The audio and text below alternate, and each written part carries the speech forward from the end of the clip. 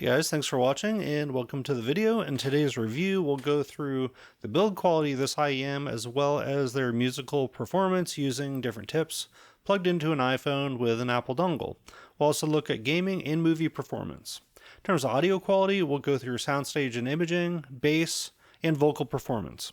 If you're new to the channel, I'm Jeremy. Welcome to the channel. Thanks so much for watching. I created this channel to help people looking at audio equipment find the best value for their money and share knowledge I learn along the way. I'm always looking for stuff that's inexpensive and offers a great value for you guys. I love to hear from you guys, whether it's related to the video or not. Feel free to drop a note below to say hi or ask me anything you think I may be able to help you with in terms of anything related to audio. I followed HBB through his first release of the Melee, and I believe every budget set along the way. I have the Kai, the QKZ HBB, the QKZ HBB Con, and the Alina. With the Melee, I found a warm, laid-back sound I really enjoyed at the time, and the Alina I thought was excellent for vocal performances after doing basic filter modifications. He's really grown a lot with his tuning. The HBB Con and the regular HBB from QKZ shows that. They add back in more vocal energy while keeping his more rock-style tuning for the lower mids and the bass. With this release, I think he's continuing to grow and doing some incredibly unique things I haven't heard in an IEM before. All testing is done using an iPhone with a US version of the Apple dongle, listening at about 86 decibels. This used about 80% of the 1 volt US version's volume, so the EU version may not be a good fit for this IEM. In typical BLON fashion, we get a basic box and pouch, which is fine by me. I've never understood why some companies spend so much on a box and a pouch that will never get used. You can immediately see where they spent the money on these, and I fully support it. The shells are all metal and are beautifully painted, and remind me a lot of the Moondrop Aria when first taken out of the box. Hopefully the paint lasts longer on these than it did on the Aria. From how it looks, I think it will. The tip options look cheap and have a plasticky feel to them I wasn't a fan of. The cable, although thick, feels cheap and plasticky as well. That's all okay with me though. The actual IEM feels like it's a $100 build, and we can replace the other parts of this later if we don't like the tips or the cable. The dragon that's on it is beautifully detailed and very well done. This is probably one of my top few favorite looking IEMs I've ever owned. Speaking of the tips, I found the performance of them to actually be great. I even preferred them to the spin fits I usually recommended for this particular IEM anyway. The darker tips gave too much energy for me, but the white ones rolled off just enough of the higher mids energy to give enthusiastic vocals like Kurt Cobain room to yell without blowing my eardrums out. Let's talk about the sound quality when listening to music. These IEMs have a really good sense of instrument separation. When you listen to Freebird by Leonard Skinner, for example, the guitar solo part of it usually sounds like one guitar riff on most IEMs.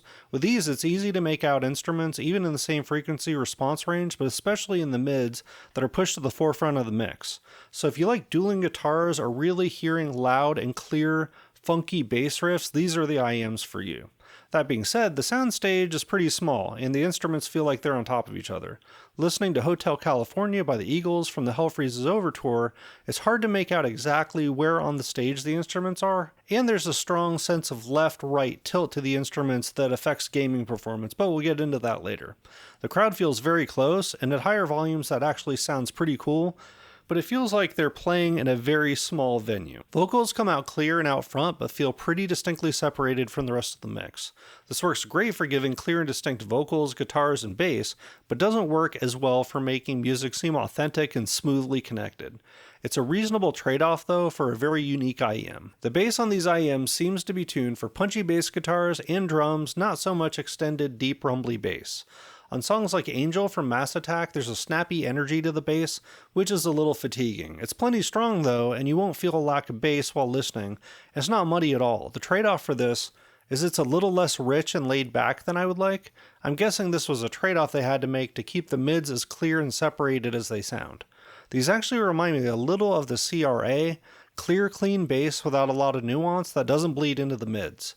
I can't remember listening to another set that reminded me of the CRAs in that way, so that's something new for me that was pretty awesome because I love the CRAs. The vocal and mid-range performance is very unique. The lower and middle areas of the mid-range are energetic and clear. They jump out almost as much as guitars and bass do. The upper ranges sound a little tapered off with the white tips, which is a good thing to my ears. It means when a vocalist starts shouting too much, the fatigue from that area is dropped off very strongly. That creates a less than completely authentic sound, but again I think it's a good trade-off and makes for a unique and less fatiguing listen. Using these to play Halo Infinite, you could hear enemies talking, they're very clear and threatening and made me jump a couple times. That being said, as clear as they were, I couldn't really tell exactly where they were and only had a vague sense of location, which sometimes ended up not even being correct. These IEMs lack detailed imaging needed for intense PvP online play, but they do great for casual gaming. The punchiness of the bass does make it a little fatiguing though for repeated gunshots. The upshot is everything is distinct and clear, and separated. They're not ideal for gaming, but they do a good job if they're your only set. Movie performance was hit or miss. Listening to the wormhole scene on the interstellar dialogue was clear, detailed, and distinct, but came across as almost sharp and grating. All beeping and shuddering sounds were crisp and clear, but they came across as harsh. The extended sub-bass made these IEMs make weird, almost squeaky sounds that I'm guessing aren't normally part of music, so these weren't tuned to account for that. All in all, not a great movie IEM. If you're looking for an alternative that's more balanced and better used for more applications, the Moondrop LAN is a good choice.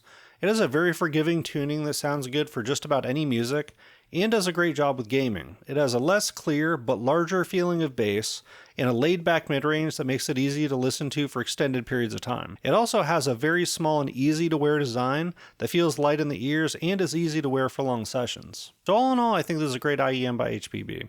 So many IEMs sound the same, and this IEM has a distinct and unique sound and look that separate it from a sea of other options out there. If you love rock music, it'll do a great job with that, and gives you the first IEM I've listened to that pushes guitars and bass guitars to the front of the mix. It's not the greatest at gaming or movie listening, but that's not exactly what it was designed for. It has a beautiful build quality and usable accessories that get you up and running without wasting a bunch of money on packaging.